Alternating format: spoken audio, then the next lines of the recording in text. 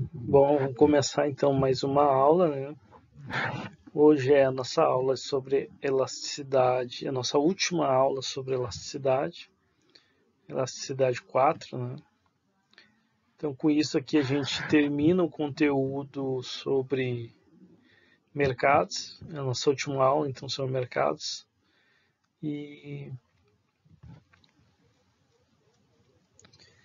basicamente, depois daqui só a primeira prova, né? Aí depois iniciamos a teoria do consumidor.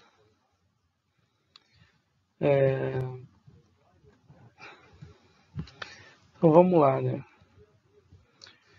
Agora sim, a gente vai sair da elasticidade da demanda, né, e vai entrar para outras variáveis que afetam a demanda também. E aí vamos ver qual é a elasticidade delas também. Por exemplo, a gente estava falando de preço e quantidade, né, que é a elasticidade de preço da demanda. E a gente viu lá na primeira aula que a demanda é influenciada, além do preço, pela renda, pelos substitutos próximos, pelos bens complementares, né? E também devemos lembrar que também tem elasticidade da demanda. Então, tudo isso a gente vai ver hoje.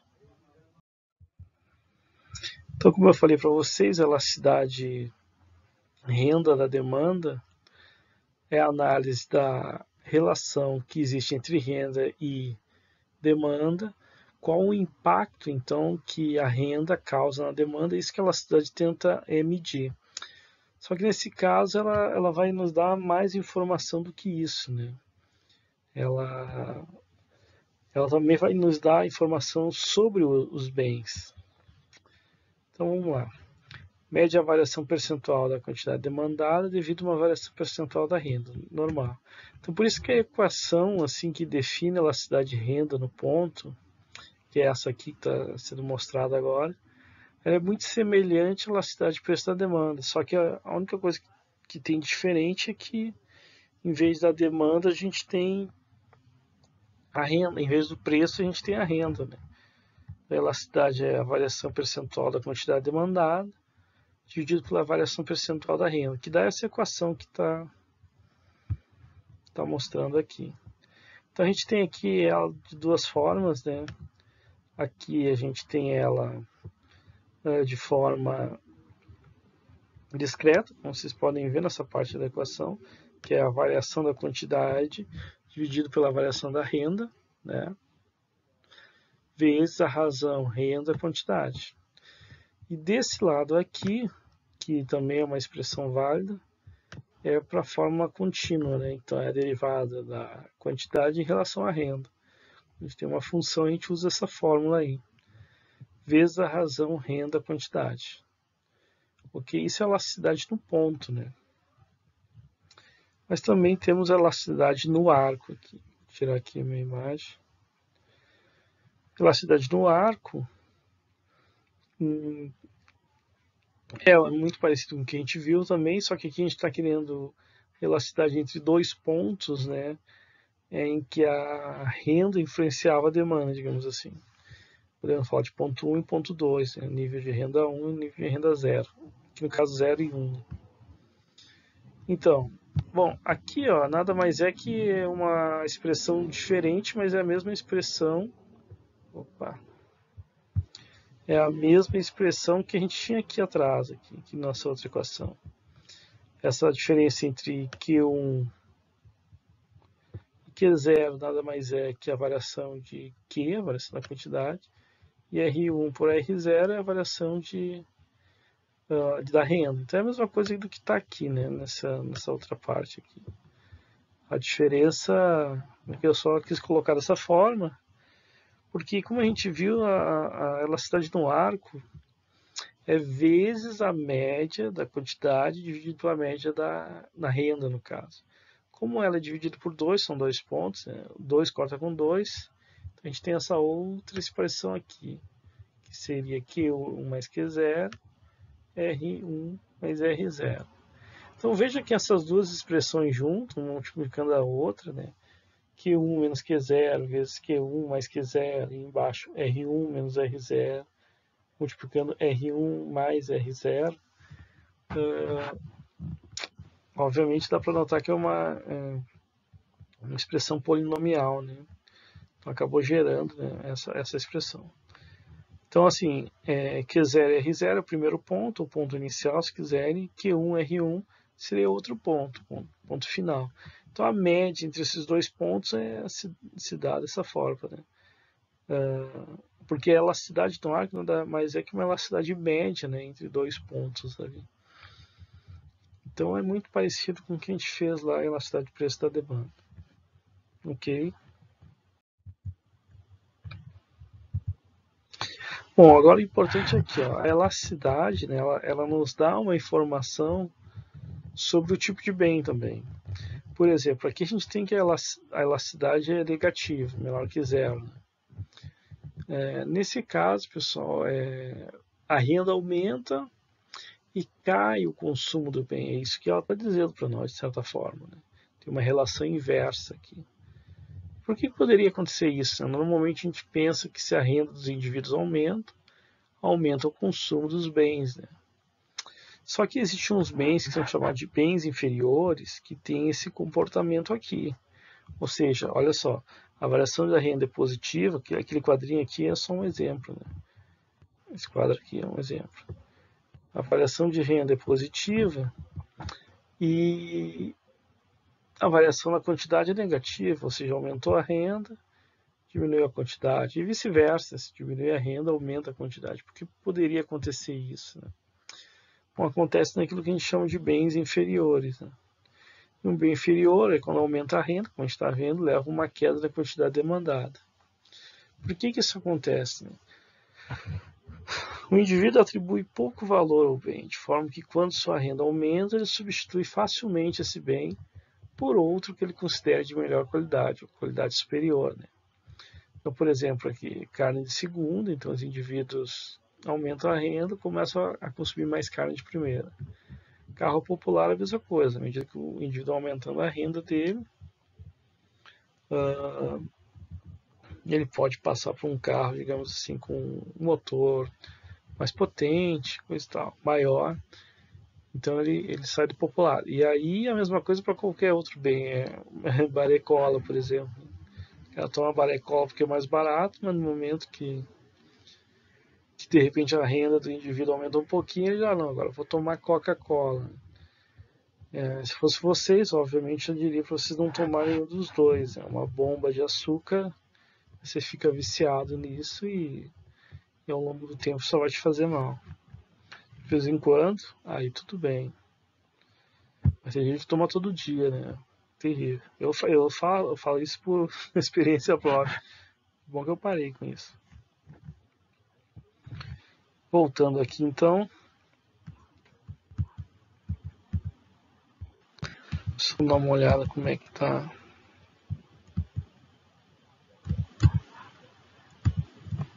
Eita, entrei errado. Achei.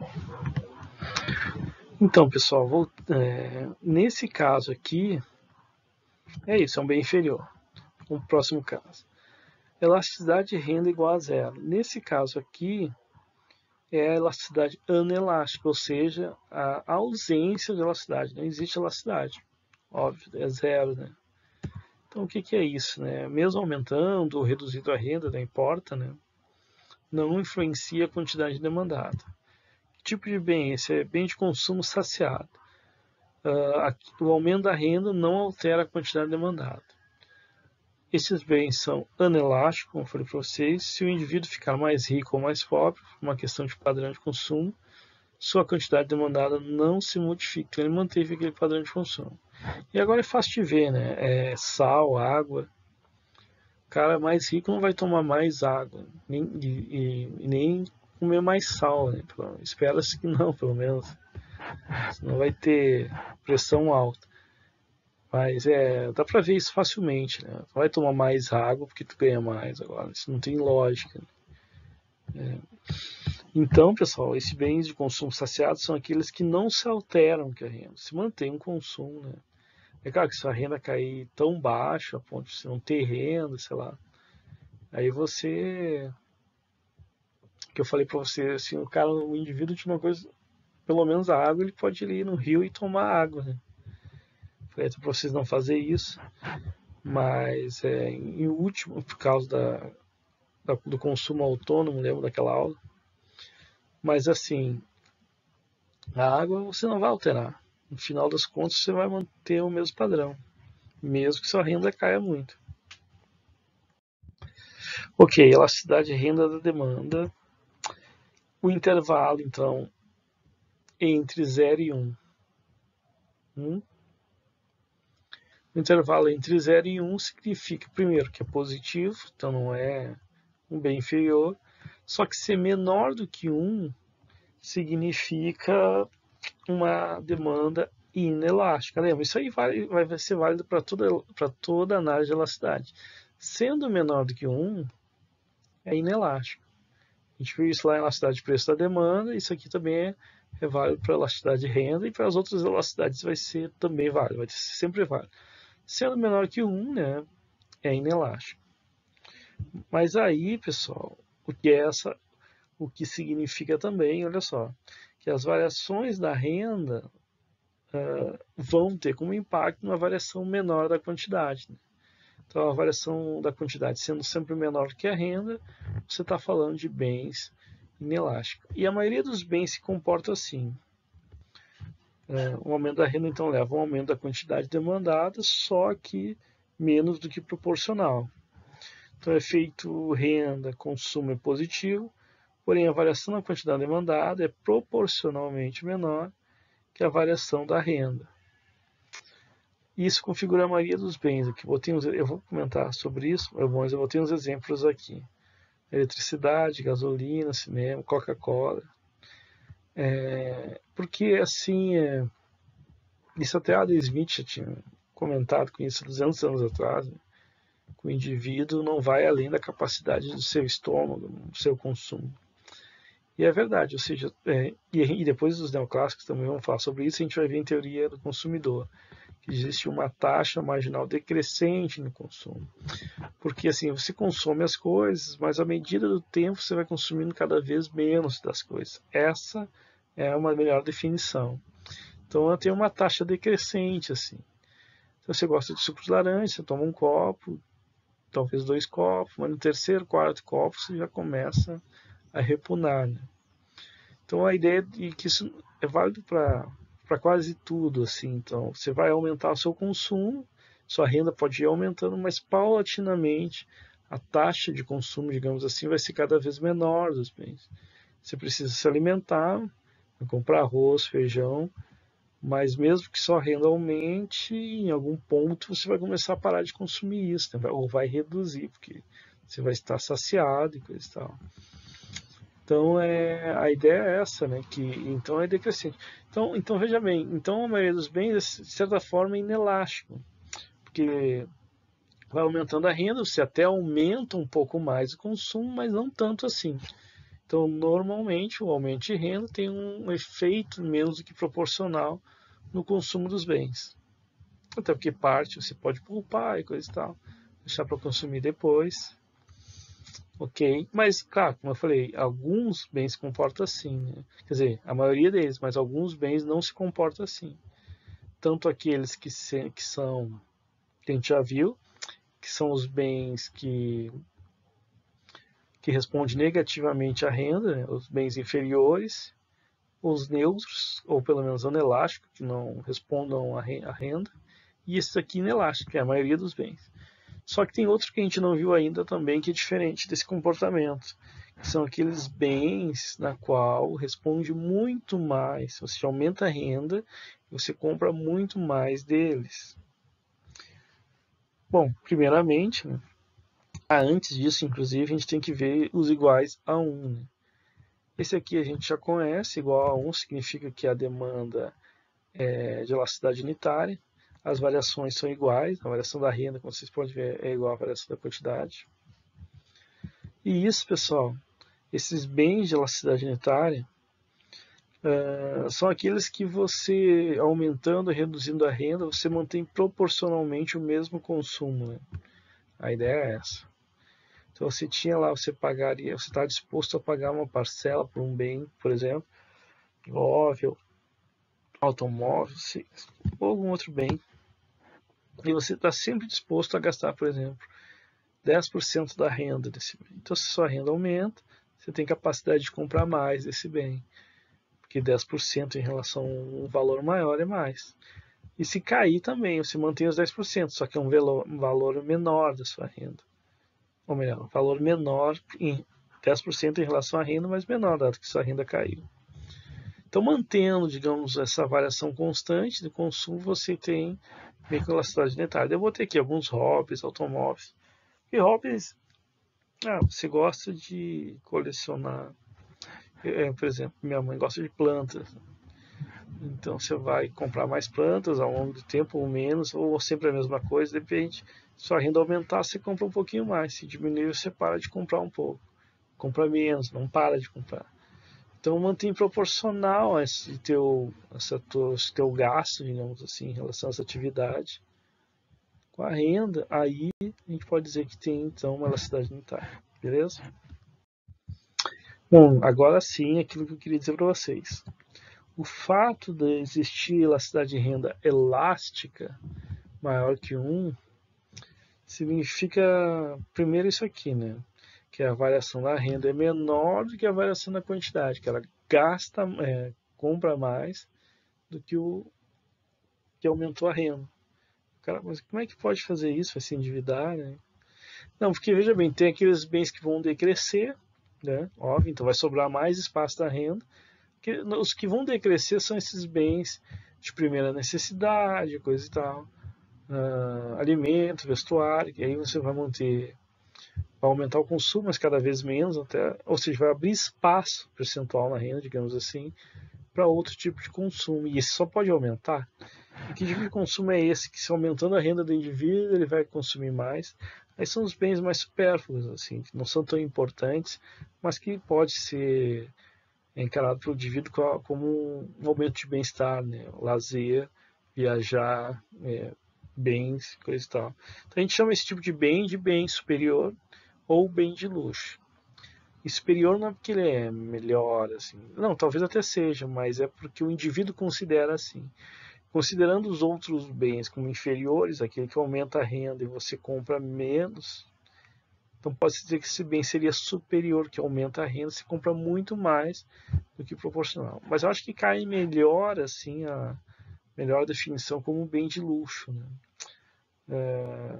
Porque é caracterizado como algo que não é tão essencial. Então, quando passa aquela fase de que o indivíduo compra, tem um nível de renda em que ele já supre, digamos assim, é praticamente a descrição da pirâmide de Maslow, que o cara supre já a sua necessidade básica, aí ele passa para aqueles bens que lhe dão maior conforto, maior lazer e tudo mais. Até porque, né, dado que sua renda aumentou, então ele tem um espaço dentro dessa renda para fazer isso. O cara tá, mas ele não vai poupar e tudo mais, mas a poupança, tu pode ver ela como um consumo futuro, né? Se o cara não tem o total para consumir aquilo que ele quer no presente, então ele faz a poupança na ideia de um consumo futuro, né? Ok, então o indivíduo atribui maior valor a esse bem quando sua renda aumenta, ele aloca uma parcela maior da mesma nesse tipo de consumo. Como o conjunto de bens para necessidades básicas, a partir de determinado nível de renda, mantém uma parcela de consumo estável, o seu peso relativo na renda se mantém constante ou decrescente, provavelmente muito mais provável que seja decrescente, né? Ou seja, o que acaba aumentando a participação dos bens de luxo. Daí, carros de esporte, viagens, turismo, joias, essas coisas. Ok, bacana. Então tá aqui o conjunto completo, né? Nesse infográfico aqui. Então, o bem inferior, aquele bem ali que a parcela em relação à renda é muito pequeno o valor, então mantém basicamente inelástico ou até mesmo anelástico. E alguns bens são até menos do que isso. O bem inferior ele é um bem que é substituído por outros bens à medida que a renda aumenta. Então ali ovo, sardinha, daí a renda vai aumentar. Ali no bem normal ali você já vê carne, salmão, a substituição, né, ocorre. Então, por isso que é o bem inferior, porque aumenta a renda do indivíduo, ele vai substituir pelos bens normais. Ali o sal, a água, que ele já é o caso da anelástica, que independente da renda, o indivíduo não vai nem aumentar e nem diminuir, ele vai manter constante, né? Então não depende da renda, então é anelástico. Por definição, o bem normal. Gasolina, cinema, almoços, essas coisas assim, que ela é inelástica. Ou seja, aumenta a renda, você aumenta um pouco o consumo, mas como eu falei para vocês, menos do que proporcional, porque de certa forma é decrescente o consumo desses bens. E o espaço que sobra do seu consumo, aí você começa a alocar em bens que não são tão importantes, supérfluos, considerado bens de luxo, né? À medida que a renda sobe. E o contrário também, se a renda reduzir, esses bens aí é que vão apresentar elasticidade mesmo, aí você vai abrir mão dele, né? Que precisa poupar, agora o nível de renda caiu e coisa e tal. Você vende casa, vende carro, né? Voltam ao seu normal, então eles apresentam maior elasticidade. Agora você não vai abrir mão de se alimentar, de se vestir, coisa e tal. Então esses apresentam maior inelasticidade. Bacana, legal. Então sobre elasticidade e renda, é isso. Nos dá bastante informação sobre os bens, né? Bacana. O tipo de bem, digamos assim. Então aqui tem um exemplo, né? Que esse exemplo aqui são dados reais, tirados de pesquisa feita no Brasil. Então o que o arroz é? Ali a gente tem a elasticidade de renda do arroz, né? De 0,016. Ou seja, praticamente inelástico o arroz. Claro que a gente tem que considerar inelástico, existe uma inelasticidade dele. Mas ele é tão essencial assim, a sobrevivência, tudo, que mesmo variações de preço não alteram significativamente a demanda, as pessoas continuam comendo arroz. Assim. O arroz agora está mais caro, pode ser que tenha alguma substituição e coisa e tal, mas mesmo assim as pessoas mantêm um padrão, né, comer arroz. Cara, que em algum momento esse preço vai ir para a região elástica da demanda e as pessoas vão ter que abrir mão, é muito caro. Né? Como a gente viu lá que tem uma região inelástica, uma região mais elástica. Mas o que ele apresentou aqui nesse estudo aqui é que ele é bastante inelástico, quase anelástico, inclusive, quase sem elasticidade, 0,016. Por conta disso, ele é essencial, assim como o pão também, que é quase 0,1, né, que é bem baixo, 0,091. Então ele é bastante inelástico também, pelo mesmo motivo do que o arroz, né? São bem extremamente essenciais, né, para alimentação, sobrevivência, né, da população, então esses bens são altamente inelásticos. O azeite é inelástico, mas já dá para notar, né, 0,84, que ele não é tanto assim, ele é inelástico ainda, ou seja, ainda é também um produto que posso dizer, de certa forma, essencial, porque está apresentando até inelasticidade, mas nem tanto em comparação a arroz e pão, pode-se dizer assim, né? E farinha de mandioca deu negativo. E aí, o que significa isso? Deu negativo para farinha de mandioca. Bom, significa, como a gente viu, que ele é um bem inferior. Então, pessoal, se aumentar a renda dos indivíduos, eles vão abrir mão, em parte, da farinha de mandioca. Então, ela é um bem alimentar muito utilizado, né, para todo mundo, né? Mas principalmente para as famílias de baixa renda ou baixíssima renda, na qual, porque é um bem muito barato e coisa e tal, e ele é um bem alimentar, tem muito carboidrato e coisa e tal. E por conta disso, muito consumido. Só que aumentando a renda um pouco desses indivíduos, digamos assim, por exemplo, a expansão, como a gente teve aí da Bolsa Família, que agora é Bolsa Cidadã, chegou a ser Renda Brasil por um tempo, ou seja, programa social de assistência atingindo as pessoas, elas provavelmente vão comer menos farinha de mandioca, porque vão botar outros alimentos também no seu dia a dia. Né? E aí esse é o processo que acontece de substituição desses bens inferiores. Isso está ligado diretamente à renda, pessoal. Não confunda com substitutos lá em relação a preço. E a gente vai se aprofundar mais nessa ideia de bens inferiores lá em teoria do consumidor. Aí se não ficar claro aqui, vai ficar bem mais claro lá. Bacana? Então é isso que a gente pode falar sobre esses exemplos aí. Então vamos para exercício. Então considere o preço igual a 20, a renda igual a 300. Calcule a elasticidade de renda e demanda para a seguinte equação. A quantidade demandada, então, é 350 menos 3P mais 5R. Claro, né? Então aqui a gente tem preço e renda, né? Nessa equação a demanda. Então suponha que a renda aumente para 500, né? Ela está 300, foi para 500. Qual será a elasticidade de renda da demanda nesse ponto? Então assim, a gente tem que calcular a elasticidade de renda da demanda no ponto em que a renda é 300 e também no ponto em que a renda é 500. Aí é um cálculo. Esse cálculo é simples. Na verdade, esse cálculo é simples. E por último, calcule a elasticidade de renda no arco para os dois níveis de renda. Claro, cada nível de renda, o 300 e o 500, vai gerar cada um ponto. Né? E a gente está calculando a elasticidade, inclusive, nesses pontos, que é o que está sendo pedido aqui, em cada item. Só que o último item diz assim, não, eu quero agora a elasticidade média, que a elasticidade de arco, como eu falei para vocês, é a elasticidade média. Né? Então, aquela fórmula da elasticidade média que a gente já viu, a gente vai utilizar aqui. Então, vamos lá. Preço igual a 20 e renda igual a 300. É só substituir na equação que foi dada. Está aí, né? 350 menos 3 vezes 20 mais 5 vezes 300. Esse valor, se vocês calcular, vai dar 1.790. Aí usa isso aqui na equação da elasticidade, está aí. A equação da elasticidade é derivada da quantidade demandada em relação à renda. Isso vai dar 5, está aqui, né? Está aqui a derivada, o resultado, porque é o coeficiente angular, aquela coisa toda, a gente já sabe disso. Nesse caso da renda, né? A renda é 300 e a quantidade demandada, a gente acabou de calcular, é 1.790. Então, claro que 300 está dividido por 1.790.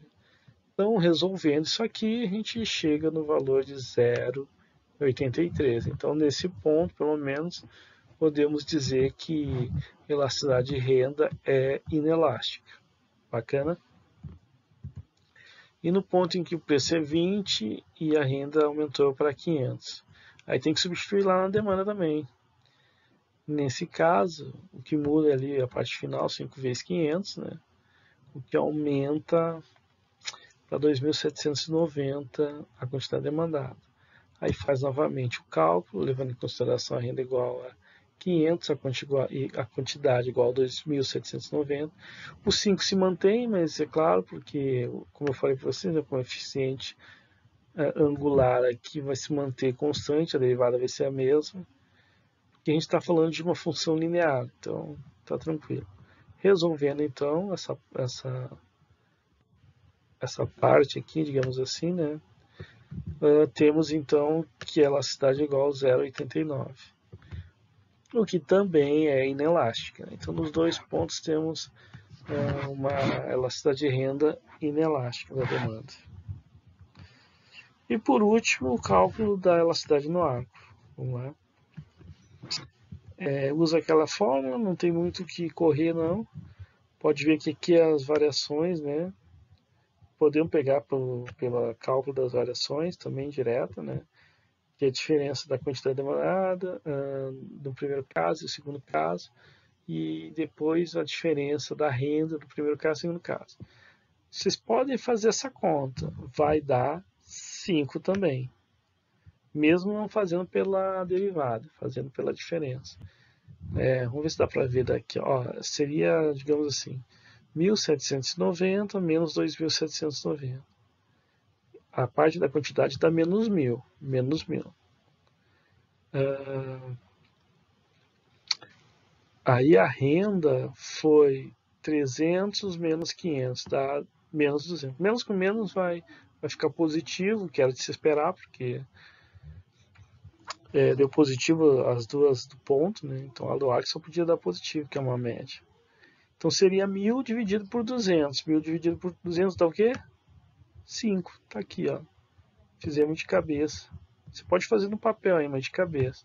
Então, tanto a derivada quanto você fazendo de forma discreta essa variação da quantidade sobre a variação da renda, tem que dar o coeficiente angular, ou seja, 5. Então está tudo em casa, né? Aqui em cima é a soma, aí é tranquilo, dos dois pontos, a renda nos dois pontos, 300 no caso e 500. E aqui embaixo a soma da quantidade nos dois pontos, no caso 1.790 mais 2.790. Resolvendo tudo isso, chegamos no valor da elasticidade de renda no arco de 0,87, o que significa inelástica. E significa também que ela está no meio entre 0,83 e 0,89. Tem tudo a ver, porque é uma elasticidade que representa a média, né? A elasticidade no arco é a média entre os dois pontos, lembram disso? Então, é isso aí mesmo, não tem pra onde correr. Fechou aí? Bora lá então. Vamos ver agora a elasticidade cruzada da demanda. O que é isso? Cruzada. É, cruzada. Quando a gente vai relacionar dois bens e não só um. Claro que pode ser que esses bens tenham influência entre eles ou não. Mede em termos percentuais a influência que sofre a quantidade demandada do bem X em relação a variações no preço do bem Y. Então veja bem, olha só, agora é a relação entre dois bens diferentes. A influência que sofre a quantidade demandada de um bem, no caso X, em relação às variações de preço do outro bem, no caso bem Y. Então estamos comparando a influência de um em relação ao outro, por isso que é a elasticidade cruzada da demanda. Vamos ver. Essa influência pode ocorrer quando os bens são substitutos próximos, então eles podem ser substitutos, ou competem indiretamente por um mercado mais amplo. Que é isso aí. Ou quando são complementares. É a mesma coisa, né? Tá certo. E competem. Porque os substitutos são concorrentes. Aí são substitutos, né? Porque são concorrentes indiretos. Né? Não são concorrentes diretos, são indiretos. Porque a margarina e a manteiga, por exemplo, um exemplo clássico, né? Não estão concorrendo, assim, claro que a Doriana está concorrendo com esqueci o nome, com a outra margarina lá, e aí são diretos, concorrência direta, mas a manteiga com qualquer outra margarina são concorrentes indiretos, né? Porque eles não são exatamente o mesmo bem, tem sua diferença. Mas, dado que um pode ficar mais caro, há sim a migração para o consumo do outro. Isso no caso de substitutos. Agora, quando são complementares, aí já é outra coisa. Aí vocês estão sendo consumidos em conjunto, estão sendo consumidos produtos em conjunto. Né? Aí é uma relação de complementariedade, um complementa o outro. Vamos ver então. Essa aqui é a elasticidade então cruzada entre, vamos supor, um bem X e um bem Y. Então, olha só, joga tudo junto. É a variação da quantidade do bem X dividido pela variação da quantidade do bem Y vezes a razão entre o preço do bem Y pela quantidade do bem X. É isso aí. Ou pode ser, no caso contínuo, né, a derivada parcial da quantidade do bem X derivada em relação ao preço do bem Y, vezes a razão do preço Y pela quantidade do bem X, beleza? Então a gente está entrelaçando aqui para fazer a análise da influência de um em relação ao outro.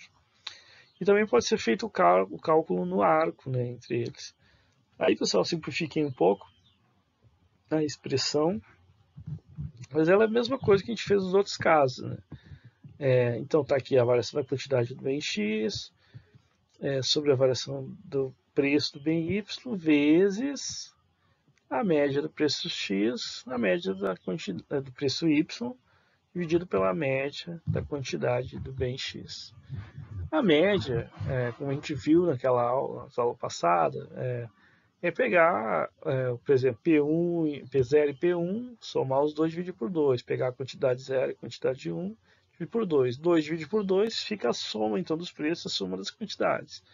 Normal, é isso. Só botei a média aqui para lembrar que também pode ser expresso pela média, né, diretamente. Beleza? Então vamos lá. Então tá aqui, ó, um exemplo da classificação dos bens. A gente vai classificar os bens, então, segundo a elasticidade. Então, essa informação a gente vai ter calculando a elasticidade.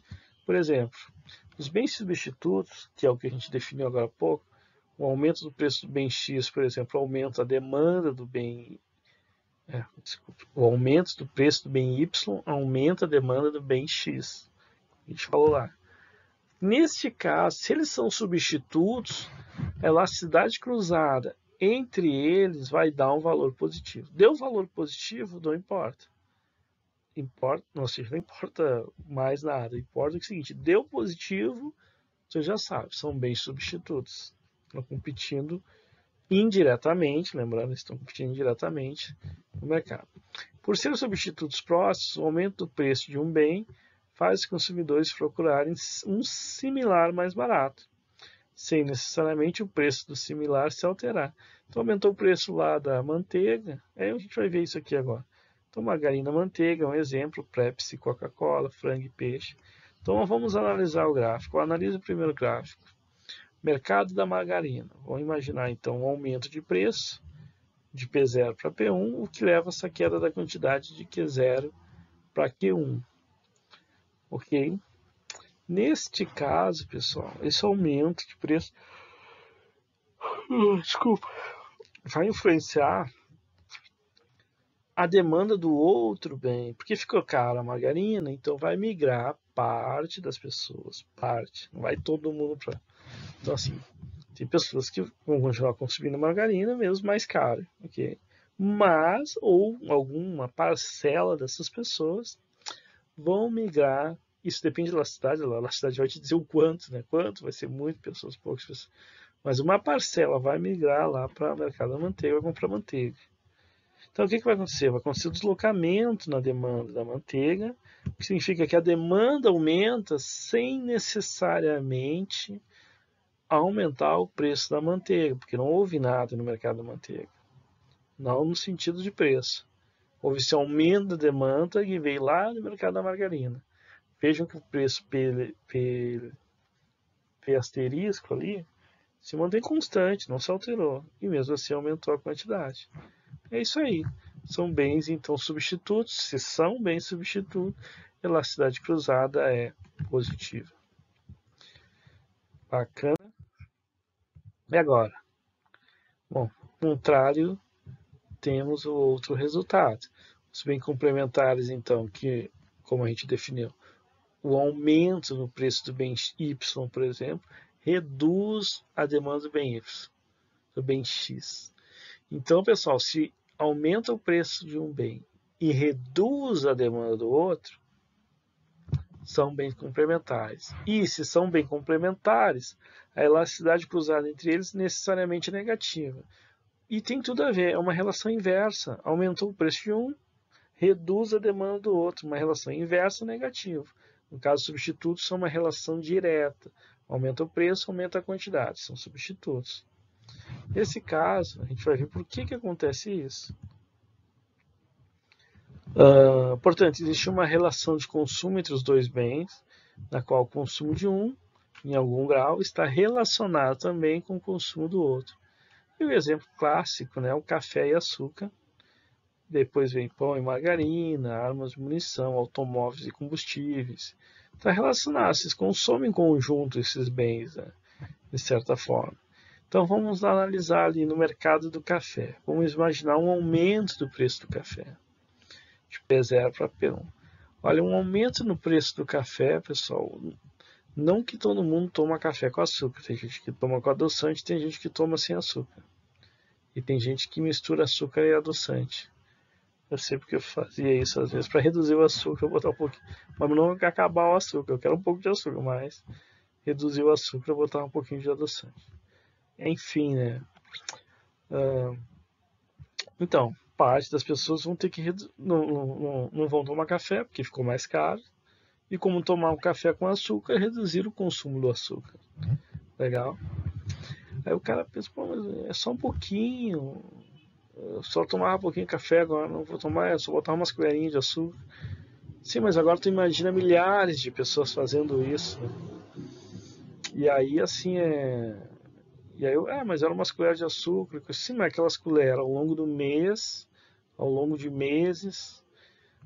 Aí, em vez de tu comprar um açúcar que, para mim, durava muito tempo, assim, um ano, né? Tem pessoas que duram um mês, né? Aí começou a durar 2 meses porque tu reduziu de alguma forma. Então é menos açúcar que as pessoas compram no mercado e assim vai. Então, ou seja, há uma influência e há um impacto na demanda, né? E esse impacto, pessoal, é negativo, ou seja, aumentou o preço do café, olha aqui, ó, retraiu a demanda do açúcar, de forma que a quantidade do açúcar caiu. Né? Então, aumentou o preço de um, reduziu a quantidade demandada do outro. Bens complementares. É quase como se fosse o próprio preço do bem. Né? O próprio preço do bem é assim, sabe a demanda, a relação preço-quantidade. Aumentou o preço, cai a quantidade. Esse aqui caiu não porque aumentou o preço dele, mas porque aquele complementar a ele ficou mais caro e as pessoas reduziram indiretamente a demanda dele. E isso aqui, bom, não poderíamos deixar de falar, né, dos bens considerados independentes. E aí é fácil, né? Nesse caso é o fato de que o preço de um não altera em nada a demanda do outro. E a gente pode ver isso bem porque é uma anelasticidade, né, ou inelasticidade total, sei lá. Porque não existe relação, então a elasticidade entre os dois bens é zero. Bacana? Então, não existe nenhuma relação entre o consumo de ambos os bens, de forma que o mercado de um não influencia o mercado do outro. Exemplo, talco e açúcar, cigarros e chinelo, armas e flores, automóveis e cavalo. As pessoas não vão aumentar o consumo de cavalo e reduzir o de automóveis, ou qualquer outra coisa que vocês pensem. Pensar, o cara pode pensar qualquer coisa. Então vamos analisar aqui o mercado da anchova, que é o peixe aquele que fica bom em pizza, né, anchova, e o mercado de guarda-chuva. Então olha só, presta atenção que isso aqui é importante. Aumentou o preço da anchova. O que vocês acham que vai acontecer com o mercado de guarda-chuva? Preste atenção que esse gráfico aqui é importante. A análise dele é essencial, vai cair na prova, olha só. Ele rodopia, ele reduz, depois ele gira. Treme um pouquinho antes. Agora ele vem com tudo, vem crescendo, pá! E volta. Ou seja, acontece porra nenhuma. Ele nada. Isso aqui foi só para ter uma dramatização maior, né? Mas não acontece nada. É claro, são bem independentes, pode aumentar, reduzir o preço de um, que não vai influenciar a demanda do outro. Beleza? É isso aí. Sem graça. Assim. Exercício. Esse exercício, pessoal, tá na lista, né? Peguei da lista. Esse exercício, já vamos fazer exercício da lista. Considere que existe 2 tipos de produto no mercado. O produto A e o produto B, representados pelas seguintes funções de demanda. Que demanda do A, que dA é igual a 10 menos 3PA menos 2PE. Que DE igual a 20 menos PE mais 2,5PA. Então veja que o preço de um está ali afetando também, né, a demanda do outro. Então, sendo que A, a quantidade demandada do bem A, que B, a quantidade demandada do produto P, PA, o preço do produto A, e o PB, o preço do produto B. E os valores dos preços são o seguinte: o preço do produto A é 16, o preço do produto B é 30. Responda os itens a seguir. Encontre a elasticidade preço da demanda para os produtos A e B. Qual tipo de demanda em cada caso? Ó, elasticidade preço da demanda para os produtos A e B. Nesse caso, que é a elasticidade no ponto, né? Tanto primeiro tem que fazer para A, depois para fazer para o B. Beleza, a gente já sabe, elasticidade de preço da demanda, como fazer. Depois, elasticidade cruzada, demanda dos produtos A e B, respectivamente, para cada um. São produtos substitutos ou complementares. Então aqui é o seguinte, esse B é o que realmente é o exercício referente ao que a gente viu agora, né? Que é a questão de fazer elasticidade cruzada entre os produtos A e B.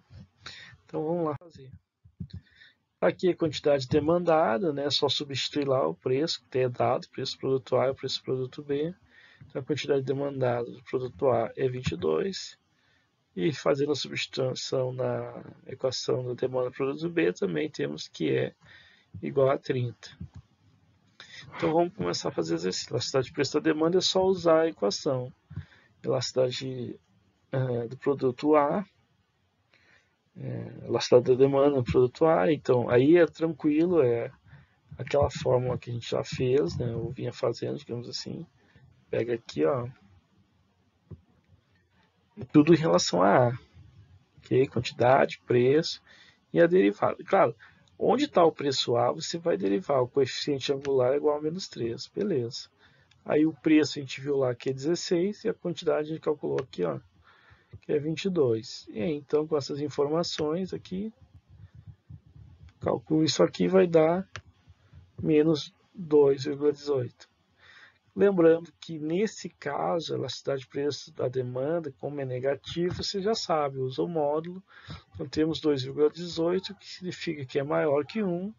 Então vocês já sabem também, é uma demanda elástica, né, desse produto A. No caso do produto B, é a mesma coisa, calculamos a elasticidade de preços da demanda no ponto, só em relação ao produto B, a quantidade do produto B.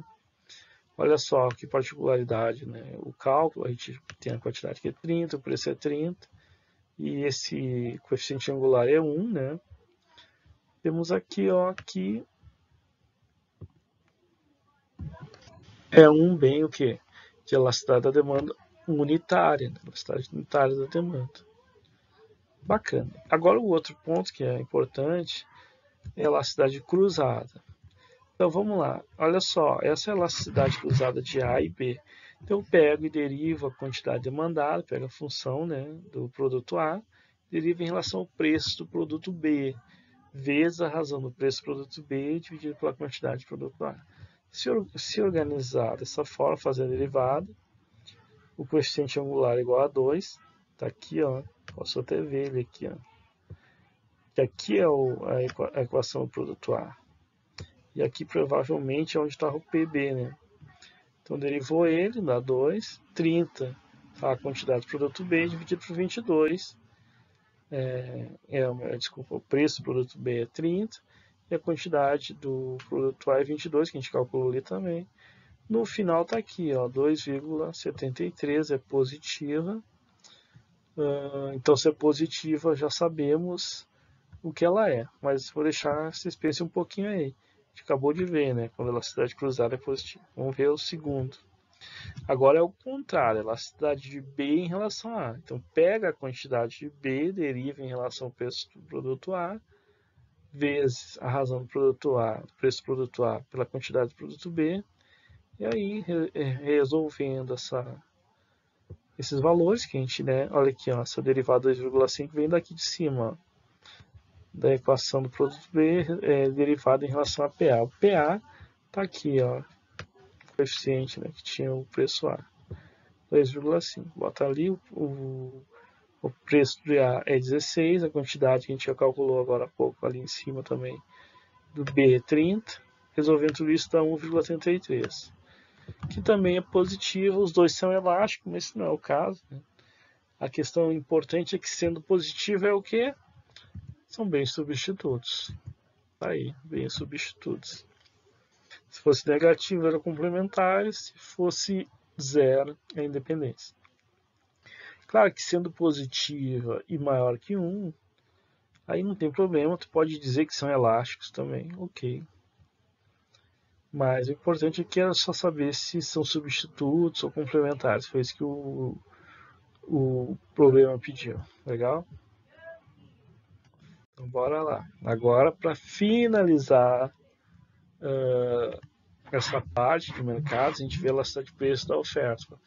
Faltou só a oferta, né? A gente só viu demanda, que era elasticidade de preço da demanda, elasticidade de renda da demanda e elasticidade cruzada da demanda, que aí entre substitutos complementares, essas coisas, tudo era demanda.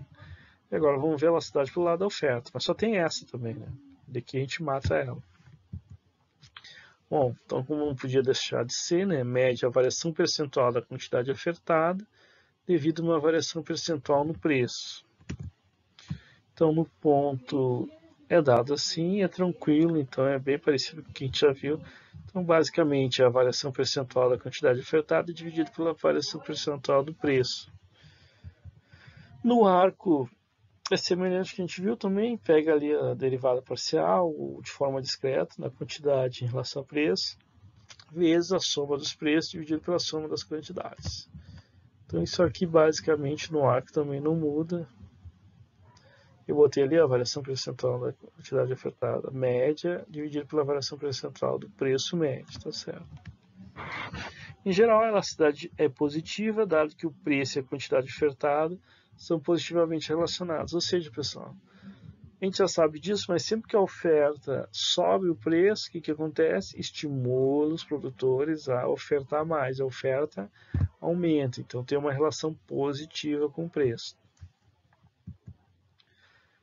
Isso porque preços mais elevados incentivam os produtores a aumentar a produção.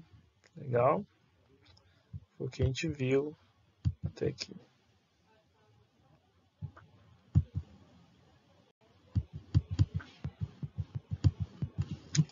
Ok, vamos passar para frente. Então tá aí as possibilidades, né? São essas, é parecido com o que a gente já viu, né, na relação de preço da demanda. Só que aqui a diferença é que é sempre positivo, assim, não tem negativo, não tem por que usar um módulo também.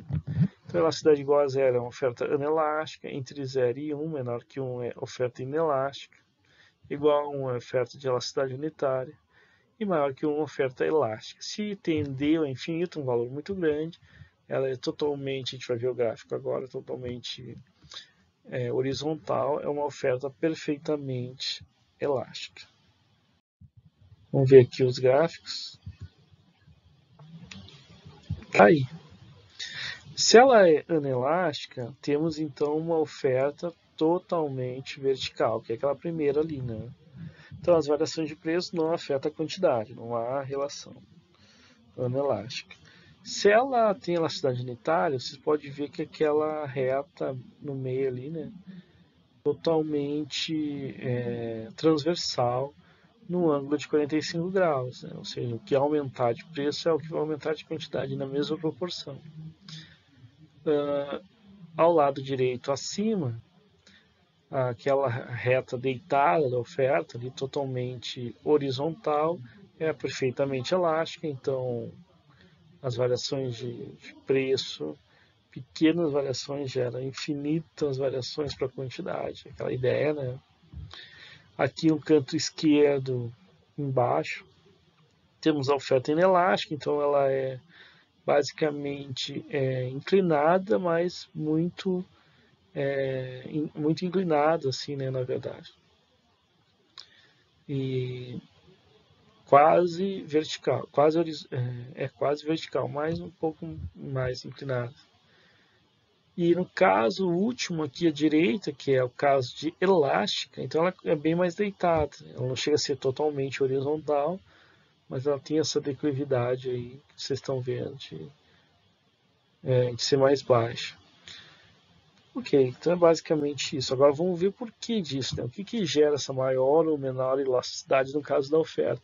Veja que é o lado da oferta, ou seja, se aumentou o preço, o quanto a mais os produtores vão ofertar, e se reduziu o preço, quanto a menos eles vão ofertar. A magnitude quanto eles ofertar é a elasticidade, né?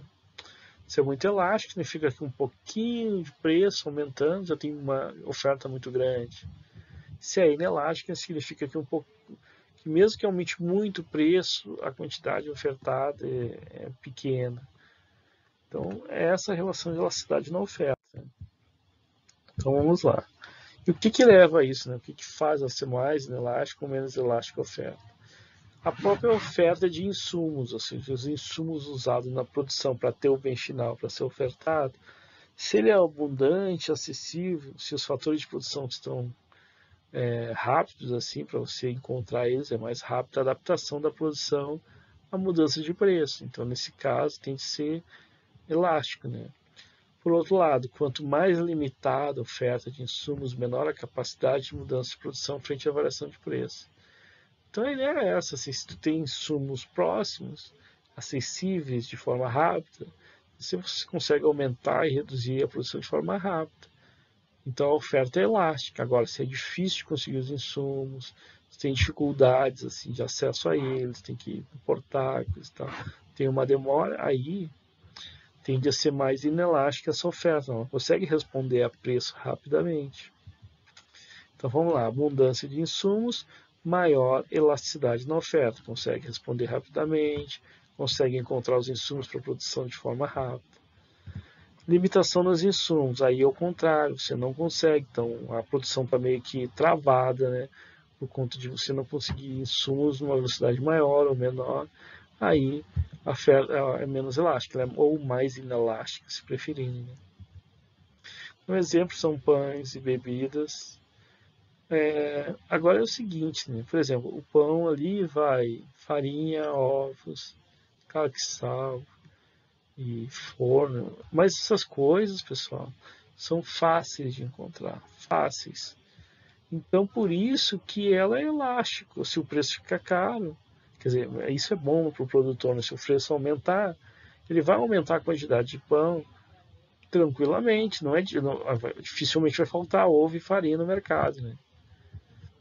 Então é fácil de aumentar e de diminuir também, não há dificuldade. Então ela é elástica. Isso é um exemplo de elástico, inclusive.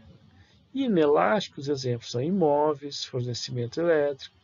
Aí são bens já que têm um pouquinho mais de complexidade, né? Para gerar energia elétrica, depende de fatores, dependendo do tipo de gerador que tem, né? E imóveis também, depende de vários insumos, inclusive de mão de obra. Às vezes não tem acesso rápido um aumento de mão de obra para aumentar a produção, se caso houver um aumento, por exemplo, do aluguel, um aumento do preço dos imóveis e se querer aumentar não é fácil porque ele tem um tempo também para você conseguir produzir o imóvel. Isso a gente vai ver mais à frente, que é a questão da maturação. Mas se não tiver pessoas para construir, também mão de obra disponível, você não vai conseguir aumentar rapidamente essa produção, digamos assim. Então, basicamente é isso que vai dizer se é elástico ou não. A abundância de insumos é um fator crucial. Maturação da produção. Isso aqui é a questão da defasagem de tempo mesmo, né? Para obter o produto final. Tem alguns que vão demorar mais, outros vão demorar menos. Isso vai influenciar a elasticidade. Por exemplo, bens de longa maturação, e aí a gente vê isso facilmente na pecuária, na agricultura. Olha, aumentou o preço da carne. Então vamos matar boi pra caramba. Assim. Só que é o seguinte, você tem um fluxo já. E é provável que para engordar o boi, para ter novos, para ter uma leva nova de gado, leva um tempo, né? Assim, não é da noite pro dia. Então, às vezes a resposta de um aumento de preço pode levar mais de um ano, né? Esse aumento de oferta da carne. Então, e na agricultura, aí sim mesmo, né? Você tem que aumentar a produção, você tem que investir, então. E aí tem a maturação normal, que é o tempo até o crescimento da cultura, até sua colheita. Então tem um tempo, né? Então por isso que é inelástico, né? De certa forma é inelástico esses bens de longa maturação. Essa é a ideia. Um vinho, né? Você vai produzir um vinho tem que ser envelhecido e coisa e tal. Então não é fácil isso, assim. Isso é inelástico, né? Se aumentar preço, a produção vai tender a aumentar ao longo do tempo, assim, não vai ser da noite para o dia. E já os bens de curta maturação, aí tá tranquilo. Né? Bens industriais, por exemplo. Os produtos são fabricados em um curto intervalo de tempo, a resposta é mais rápida de produção. Se você quiser parar, você encerra a produção. Se quiser aumentar, você aumenta a produção sem muita dificuldade em relação às variações de preço. Dessa forma, mais elástica a oferta. Claro, rapidamente você consegue responder a preço. Isso aí é o pano de fundo para uma questão que eu vou usar nesse exemplo, que são as aplicações da teoria da CEPAL. Lá da Raul Prebisch, que é o presidente do Banco Central da Argentina, lá da década de 30, né, fez toda essa teoria que acabou hoje chamada de desenvolvimentismo, né, cepalino. No Brasil teve também seus representantes dessa escola, digamos assim, que dizia isso: olha, a gente precisa para se desenvolver, aí vem aquela questão da substituição de importações, porque basicamente o Brasil lá no início do século XX, era agroexportador de café, cana-de-açúcar, ou seja, bens da agricultura. E mesmo que aumentasse o preço, não conseguia responder rápido. E se caísse o preço, tudo muito menos. Tá cheio de café lá, tinha que queimar. Então, essa dependência de bens de longa maturação que era um problema. E já na Europa, países industrializados, países respondiam rápido, né? A variações de preço e tudo mais, não sofriam tanto de crise, das crises assim, se ajustavam mais rápido. Então tinha essa ideia de que a gente tinha que se industrializar e coisa e tal. Então teve toda essa teoria do desenvolvimentista, de substituição de importação que os países. E claro, isso aí também gerou vários outros problemas, mas vocês vão ver lá em economia brasileira. Né? Mas é interessante. Foi fundamental essa ideia de maturação ou não para a questão de elasticidade. A elasticidade é muito influenciada por isso. Então veja bem, né? Quanto mais rápido, mais elástico. Quanto mais demorado o bem é para ficar pronto, mais inelástico é a oferta em relação ao preço. Outro determinante é o curto e longo prazo, mas de outra forma. Não é o bem sim. Que olha só, alterações na capacidade produtiva, depois que as empresas atingem certo nível de produção, depende de determinado período de tempo para ocorrer modificações de suas limitações estruturais. Tem a ver com a estrutura da empresa. Olha só, no curto prazo, como espaço físico, instalações, tamanho, terreno, entre outros fatores demandariam um cronograma temporal para ocorrerem, a produção da firma acaba naturalmente inelástica no curto prazo. Então, existem fatores fixos, isso aqui é bem neoclássico, né? Existem fatores fixos, assim, e que não podem ser alterados no curto prazo. Tem fatores que é o tamanho da firma, as instalações. Isso depende de um planejamento, de um tempo maior para você conseguir alterar isso. Então, é um limitador. Então, no curto prazo, você tem esse limitador que gera certa inelasticidade, né? Também, não é porque aumentou o preço que você vai conseguir aumentar o tamanho da sua firma assim do dia para a noite. Então, isso, essa capacidade pode ser uma questão limitante. E no longo prazo já você vai ter tempo para pensar numa planta maior e com mais pessoas, mais máquinas. Então, no longo prazo, ela tende a ser mais elástica. Se o preço se mantiver alto, ao longo do tempo a firma então vai tender a expandir, aumentar sua capacidade. Então, no longo prazo, há maior elasticidade. E o legal é que isso também é utilizado por uma escola, isso aqui agora de outro lado, né, que é a escola monetarista lá do Milton Friedman, que vai argumentar isso na macroeconomia. Olha, no curto prazo, né, que é a política keynesiana, parece que dá para fazer uma política de aumento de preços, claro que um aumento do gasto do governo e tudo mais, que vai gerar aumento de preço, mas vai gerar mais emprego, mais produção, então parece tudo ok, vamos, né? Só que, na verdade, muitos filhos vão dizer, mas no longo prazo isso não acontece, porque as estruturas vão se modificar de tal forma que o emprego e a produção vão voltar ao equilíbrio que tinham antes, e o preço vai se manter lá em cima. Então, na verdade, não vale a pena fazer essas políticas keynesianas de curto prazo, que ao longo do tempo a estrutura volta a ser o que ela era né? Enquanto isso, a inflação continua lá em cima. Só vai provocar inflação e déficit público, porque no final estava certo. Né? Então, veja bem, em curto prazo, as empresas são mais inelásticas. Então, os impactos do aumento da demanda do governo é ótimo, ele consegue comprar mais coisas, consegue gerar economia. Mas, a longo prazo, há uma readaptação, acomodação dessa demanda, e no final, esse efeito ele é só passageiro. Ok. Nível de produção, pessoal. Nível de produção também. Então, à medida que o preço sobe, a empresa tem dificuldade de aumentar a escala de produção. É muito parecido com o que a gente viu antes, né? Mas agora tem a ver com a produção, porque a empresa, se ela é pequena, de pequena escala, tranquilo. Ela não tem uma grande produção para administrar, então ela não vai ter tanta limitação em recursos, ela pode ser mais rápida para conseguir produzir, né? Então a empresa inicialmente apresenta certa capacidade ociosa, de forma que existem recursos disponíveis que podem ser facilmente empregados na produção. Isso garante elasticidade do comportamento da oferta. Então aquela ideia lá da firma, ela tem um tamanho, ela pode ter um espaço sobrando, tendo capacidade ociosa, pode empregar mais pessoas, pode usar, porque ela não é tão grande.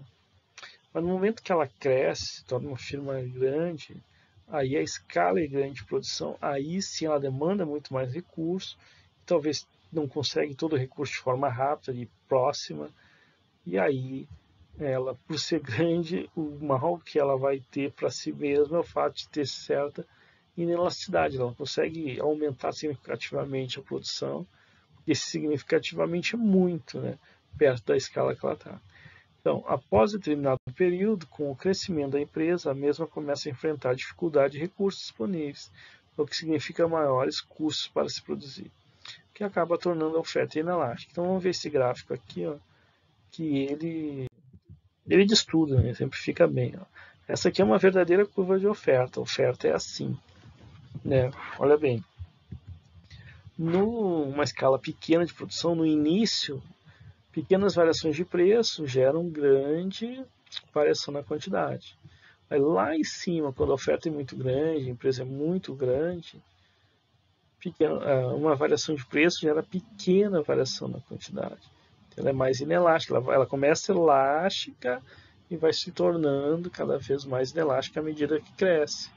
Então veja bem, vamos dividir essa parte inicial em que ela ainda tem uma escala pequena, a pequena escala, a oferta elástica da empresa. E no caso de uma grande escala, a oferta é inelástica, a empresa começa a responder menos, né, em relação ao tamanho que ela tem. Ela absorve muitos recursos, coisa e tal. Então, o aumento de preço não gera significativo aumento da quantidade, porque não é possível, dada a grande escala que ela tem para produzir. Bacana, mais ou menos bacana. Então, basicamente, deixa eu ver, exercício. Contra a elasticidade de preço. Ah, tá. Olha só, isso aqui é o contrário que a gente fez lá, elasticidade da demanda. A gente fez usando a demanda, agora a gente está usando a oferta. Só que no equilíbrio também. O equilíbrio a gente já sabe, né? Preço igual a 8, quantidade igual a 1819, que é o mesmo exercício. Só que agora a gente vai calcular a elasticidade do preço para a oferta. Bom, a derivada parcial da quantidade ofertada, agora tem que pegar a equação da oferta em relação ao preço, é 77. Onde é que está esse 77? Está aqui, ó, na oferta, entendeu? Se o cara pegar a demanda, não está acostumado a pegar a demanda. Sim, está lá calculando a necessidade de preço da demanda, mas nesse caso, se você fizer isso, está errado. O que está pedindo a oferta? Bom, aí é só calcular, né? Ali o 77, o preço é igual a 8 e o valor de equilíbrio da quantidade é 1819. Mas vocês podem ver que o resultado está aqui.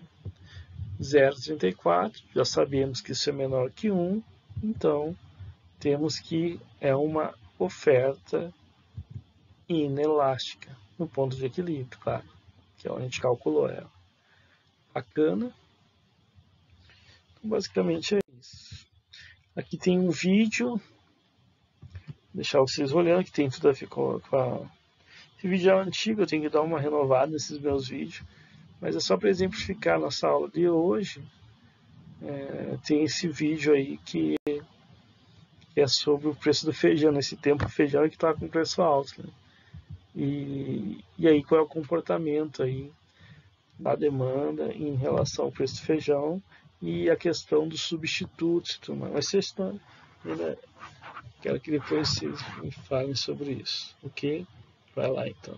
Vamos falar agora de outro assunto, um assunto que virou já até piada na internet. O feijão sumiu do prato do brasileiro. O preço subiu tanto, mais de 50% este ano. E até o governo já prometeu agora liberar a importação. Agora, Juliana Morrone, bom dia aí para você. O difícil é saber de onde poderia vir tanto feijão para ajudar a baixar o preço por aqui, né? Bom dia, Ana. Bom dia, Chico. Bom dia a todos. E além do mais, tem um feijão carioca, né? Como diz o nome, é coisa nossa, made in Brasil, dificilmente produzido em outros países. A produção forte é aqui no Brasil mesmo. E o feijão carioquinha ficou 54% mais caro esse ano. A culpa é do clima. Choveu muito, principalmente no Paraná. E também o Brasil não tem estoques. 1 quilo de feijão por quase R$14. Tá tão caro que até virou piada na internet. Tem sacos de feijão protegidos em carro forte, no cofre. Uma foto ajudou a compor esse tradicional arroz com feijão. Esse ano o feijão preto já subiu 21%. E o carioca, então, ficou 54% mais caro entre janeiro e junho, de acordo com o IBGE. Os apaixonados por feijão estão dando um jeito. Por pesquisar, está mais barato. Ou muda de feijão carioca, feijão preto, que está mais barato. Mas sempre tem que ter o feijão. É o feijão nosso de cada dia. Tem diversas maneiras de a gente se virar sem o feijão. Nessa escola municipal em Cuiabá, a solução foi tirar o feijão da merenda. O pessoal diz que faz muita falta. Tem criança que sai de casa para vir para cá, que sai de casa 5h15, 5h20 da manhã e só retornam para casa 12h30, 12h40. Essas crianças precisam de uma alimentação adequada. A disparada dos preços tem a ver com o clima. A produção de feijão foi prejudicada em várias regiões do país, principalmente no sul. No começo, excesso de chuva. No meio, falta de chuva. Estiagem longa, né? Dono de 5 restaurantes em Brasília, Fernando diz que compra 400 quilos de feijão por mês e que não dá para repassar essa alta de preços para os pratos e muito menos tirar o feijão do cardápio. Faz parte da cultura nossa e a nossa feijoada tem uma tradição de 25 anos em Brasília, de muito sucesso, e a gente não pode tirar, de jeito nenhum.